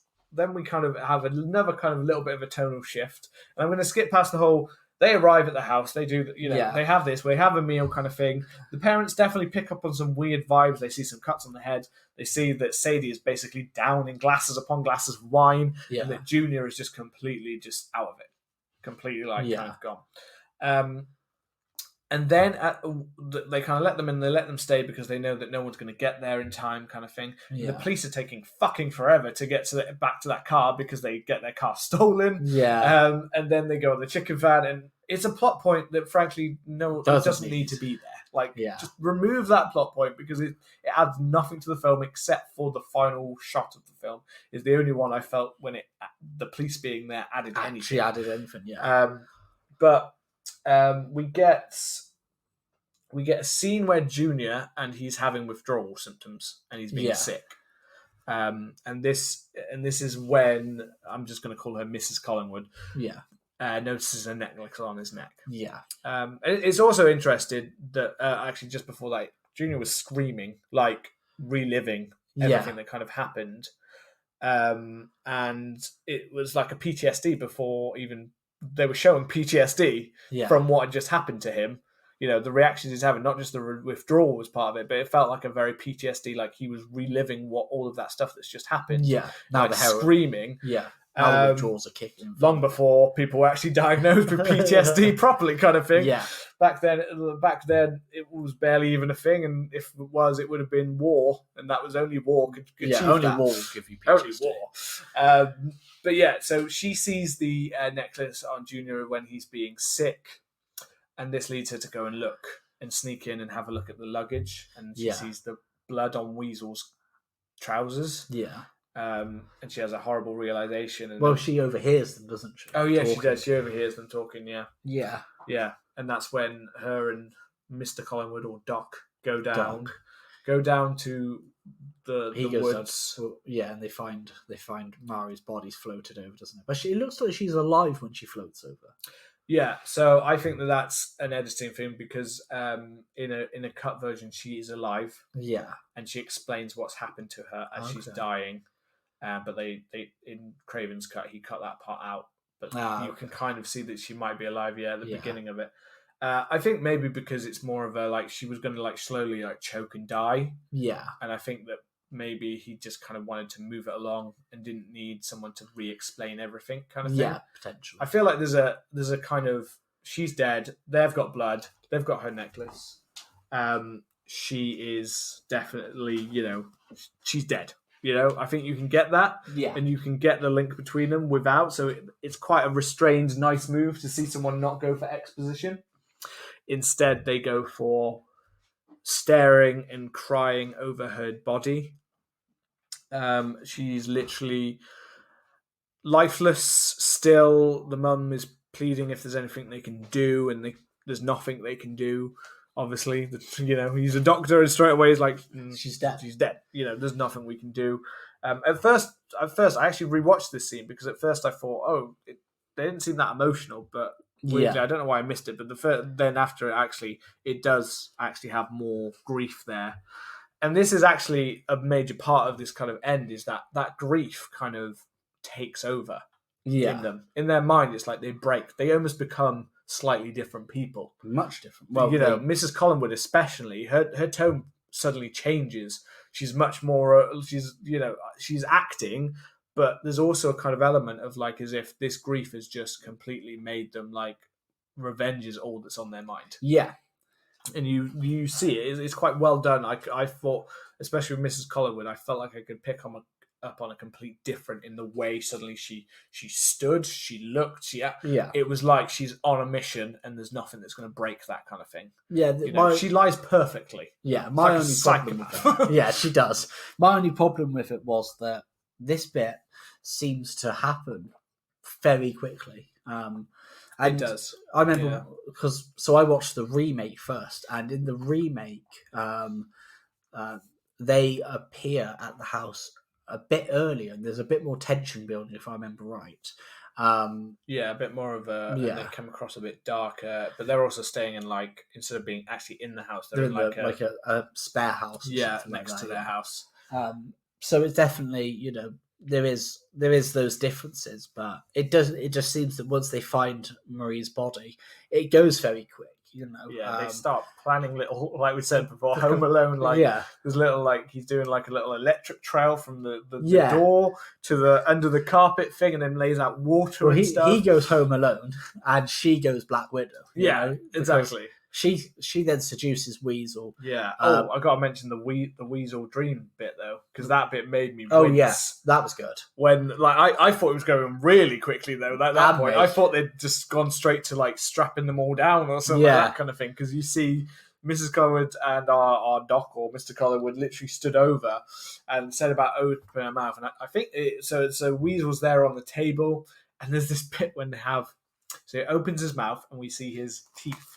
And we see they put the chisel down, and you hear that clank against his teeth, and that literally made me go, "Oh God!" And then you see the hammer go down, and I actually thought for a second we were going to see it. So did I. But it still worked. It's one of those great, you feel it. I felt it. It's like I felt it in my teeth, and my body went, oh, like the T5's a dick. It just even though it was a dream, I was like, okay, yeah, still, and it's like this foreshadowing in Weasel's brain that he like mistrusts them. Although weirdly, then a second later, he tries to pipe.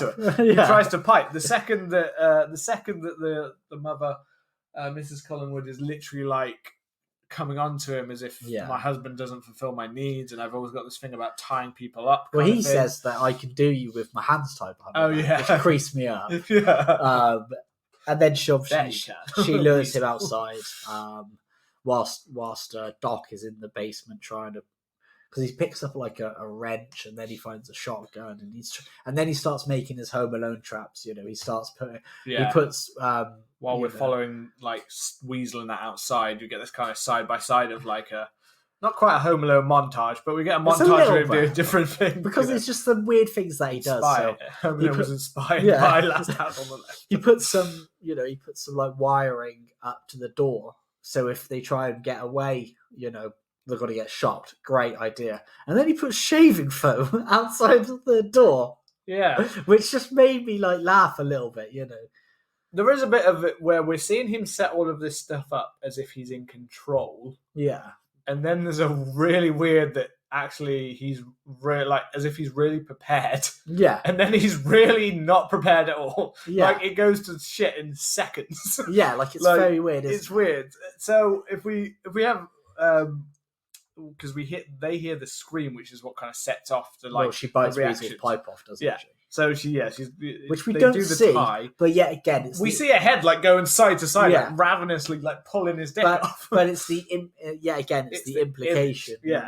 I mean, I liked that. I like the fact that the Weasel gets his dick like taken off. It seems deserving. It does. I mean, I think the character who is Weasel in the remake, which is played by Aaron, whatever his name is, from Breaking Bad. From Breaking Bad. I actually preferred his death scene in the remake. I thought I had a lot more tension to it. It's similar. He tries it on with her, but then he ends up getting his hand put down the garbage disposal. Oh, okay. And then his throat slit, I think. Yeah, I think I remember that. Yeah, that plays out quite well, but I don't know. But yeah, like there's dick ripping. there's just more kind of, I don't know. It's just. There's more poetic justice, I guess, with Weasel being a pedo. Yeah, I mean, really, I guess raper. Krug's the one that should really get his dick ripped off. He's the one who was trying to pipe everything at the beginning of the film, but Weasel's always sliding for scraps. Yeah, but then it does happens quite quick. He the scream sets off, and then Krug runs outside and then slips up, which I laughed at because it's just so weird. Yeah, and then John tries popping off him with a shotgun. Yeah, it turns off the light. So he already gets control because he managed to pull the wire for the light and it just goes dark. And he catches Krug in the shoulder, but he's running. We don't see what happens to Sadie for a little bit. She kind of gone for it. Like she was in the room with him, but she's gone for a little bit. But then this is what I mean by him being unprepared, because literally by the time they get down and fight their way down into the I don't know, living room, lounge, whatever it is, fireplace area, literally he just starts getting beaten the shit out of by Krug, and you're just like, how the hell did you set all of those traps up but not set up so that they would just stop him easily, like kill him like straight away? Instead, you've opened yourself up to possibly getting yourself fucked right now. And if it wasn't for Junior like stopping it, he was fucked. Like he completely botched it. His wife had done, Gold Star. Yeah, his wife. He was fucking like playing like a child. Macaulay Culkin did better. Yeah, Macaulay Culkin did. The Wet Bandits, man, they didn't see that coming. Yeah, so and then we get which is another really creepily effective psychotic, and this one definitely made me think. Obviously, we got the chainsaw coming in, but the psychological horror that plays a little bit here, and definitely gave me all of this. Suddenly, did start to give me a twinge of like, Texas Chainsaw Massacre with a couple of a couple of years after this, and I was like, there's definitely some vibes there that I'm feeling, kind of thing. Possible inspiration, but possibly not, because that is based on its own other true story. But yeah, we've definitely got this. Junior walks in and has the gun, and he is pointing it towards and telling him to stop and things like that. And it takes nothing for Krug to just literally, like, as if you're not going to do that. And he walks towards him and he starts telling him, basically belittling him, making him feel how low he does and showing how much control he has over him, that he's not actually going to do something to him, to the point where he manages to tell him to kill himself. Yeah. And obviously, a part of this that like makes this more like work in a way is the fact that mentally Junior is so fucked from his withdrawal and things like that. He's so fucked in the head in a way anyway. He's so zoning out and unsure of his reality in some way, I think, that he is very susceptible to depression and feeling that weak, that that it starts to feel like you can see straight away that he feels that this is the only way kind of out kind of thing of this, and that he can't actually beat him. That Krug's, who's his dad? Is it his dad? Krug's his dad. Is just always lorded over him the power, and this power's not going anywhere kind of thing. And that part is weirdly, some people like might have felt like, he wouldn't actually. I actually fully believe that he would. He's got that much of a cult kind of Charles Manson kind of vibe to him that I fully believe that he could have persuaded him into killing himself. Well, you see that he has. You just see throughout the whole film the control that he has on him.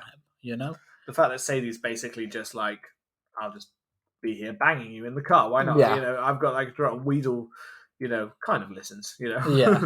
Doesn't listen well, but, you know, and Junior's just always scared. He won't do anything once his dad's there. He's just completely terrified of him. So the way that he's used that against it is properly like, you know, really scary. And then so he kills himself, doesn't he? He kills himself, and we see that kind of play out. We see his head, and after he's blown, and we see the blood on the back of the wall. And again, I think so for people who kind of don't know, obviously UK listeners will know, but US listeners and other listeners, but suicide was illegal in the UK then, wasn't it? Yeah. I believe it was only mid-70s or late 80s that suicide became legal. And it's kind of mental. Yeah, that you would try and kill yourself, and then if you fail, you would then could potentially be put in prison. It's kind of mental. But again, you've got on-screen suicide, which is another kind of massive boundary that's being pushed. Yeah, and talking someone into suicide. Yeah, you know, that is another. You know, this film is a big old. You know, for some people, this would be a big old trigger. It would not be well received in a lot of ways even today. I'm sure of that. Then that's when Doc has disappeared off and gone down to the basement, and we hear the chainsaw revving, and that's when Krug suddenly looks a little bit more scared for himself and tries to run away, and that's when he gets electrocuted by the door trap. Yeah, sure. And Sadie wouldn't help him. Sadie reappears at this stage. Yeah. And she wouldn't help him. She suddenly seemed terrified. I don't know if it's because he basically just left her after the shotgun kind of went off or things like that, but she suddenly seems to have turned on him for a second. Yeah. And we get two things play out here. So we get Krug gets kind of electrocuted and hits the ground kind of thing. Sadie runs off as we see Mrs. Collingwood arrive, and they kind of tackle each other in the garden. Yeah. And Sadie gets away, manages to fight her off. She gets away. We see that the police are starting to arrive. Sadie gets away, but then she runs straight into the swimming pool. Yeah. And comes out of there. And then as she emerges... Now, this part of the film, I really actually thought, time-wise, I really liked the way that this played out in kind of sync. Yeah, I like it. Because it was almost, to me, and this is where I feel like, one nice thing about this film is that certain themes and certain character development seem to really come through. And you can see that there was a deeper intention there. And I think the grief of the parents is another one of those that really kind of comes through here, is that this grief has driven them to horrible acts. Yeah, definitely. You know, insane acts that they wouldn't even think of. So we have Doc literally cornering Krug and just going towards him with the chainsaw. Yeah. And at the same moment, we have where Mrs. Collingwood doesn't even think for a second. She has the little knife, Weasel's knife. Weasel knife. You know, and literally we kind of get a same play-by-play as the police arrive and see what Doc is about to do, and they're like, screaming at him to stop. Yeah. Don't do that. And they're horrified that suddenly they look around and stuff and like, what the fuck is happening here? It's just a bloodbath. And these two comical characters suddenly become like the only sane people in the room and like stop. And you can just see it on his face that there's no chance I'm not stopping. Like, he is just so deep in his grief and anger and everything that he is, boom, straight in, chainsaw into him, splattering him against the wall. Yeah. At the same moment, we also then get the point when, like, it's like the point of no return now, because they kill them. They murder them. So they've created, and it's like the cops see it in their face that they're like, well, this is an arrestable offence now. You're going to go to jail if this happens. Like, but you're such good people that we saw at the beginning of the film. You're like family sitcom kind of cheesy good people, family people. And here I am suddenly walking in on you, literally tearing someone apart with a chainsaw. And at the same moment, we also get Mrs. Collingwood literally slice Sadie's throat, which was awesome. Yeah, and it's just, I thought that this end scene, I really liked it. I know, like we said, it was a bit quick to get to these points, but I also thought it played out as a really good, strong ending. Yeah, I think it definitely did. It was just that it happened so quickly. There's not more like psychological horror between them in the house and stuff. They can't just realise and then just go on the hunt for them. Yeah, there's none of that kind of playing around with them. But yeah, I just really liked that scene. That cemented in my mind that actually I do think that this is quite a strong horror film. It just has let down. For me, half the time, it is the soundtrack that lets me down. It just takes me out of the film. Not that there's not some other questionable things during the beginning, but once we hit from the woods onwards, it is quite a strong story that kind of plays out.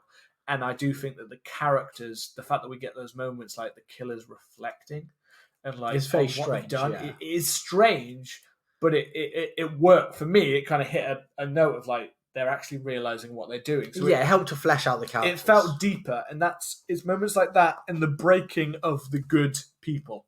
Yeah, it's the death of their daughter in a horrible way, and her friend in the most horrific way.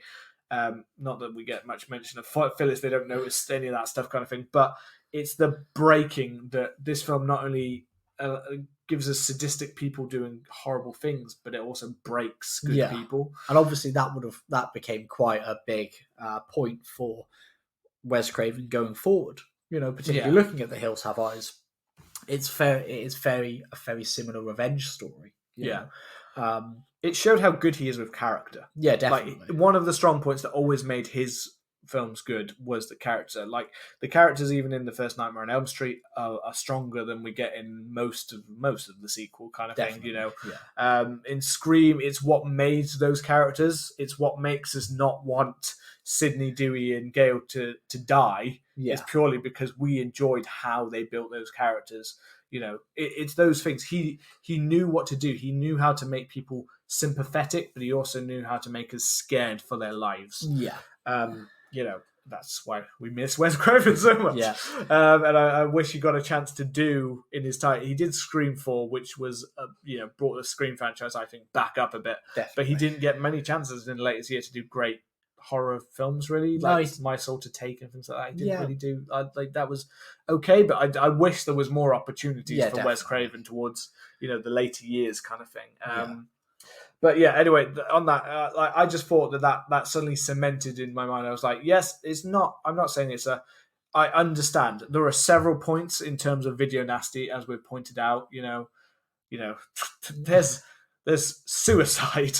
There's manipulation. There's rape. There's murder. There's desecration of a corpse. There's good people turning into sadistic people in a way. Like not without reason, but there's that shock on the face of the cops that something like this is actually happening in this kind of place.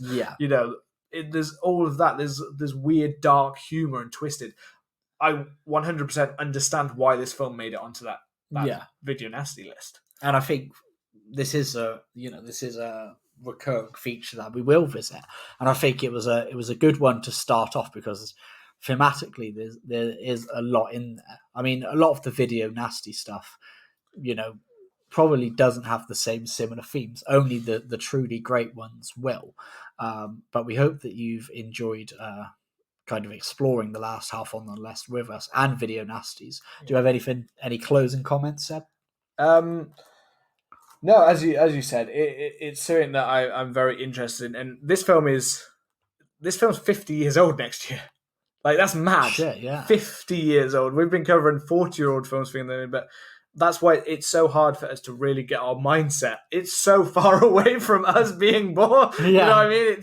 It's so like that. It's really hard for us to get the concept of like what life would have been like back then. Yeah. To really get the full beat of this, like even with the 80s, that full like what would have Video Nasties been.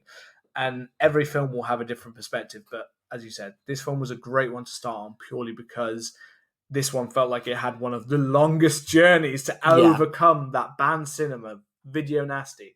And yeah, I really love the whole history behind it, and I can't wait for us to come back around another time to it. Yeah. So we will leave you with that. If you've enjoyed the show and our little journey into the world of Video Nasties, then hit the subscribe button and leave us a lovely review. And we will see you for our next episode shortly. Take care. Bye-bye.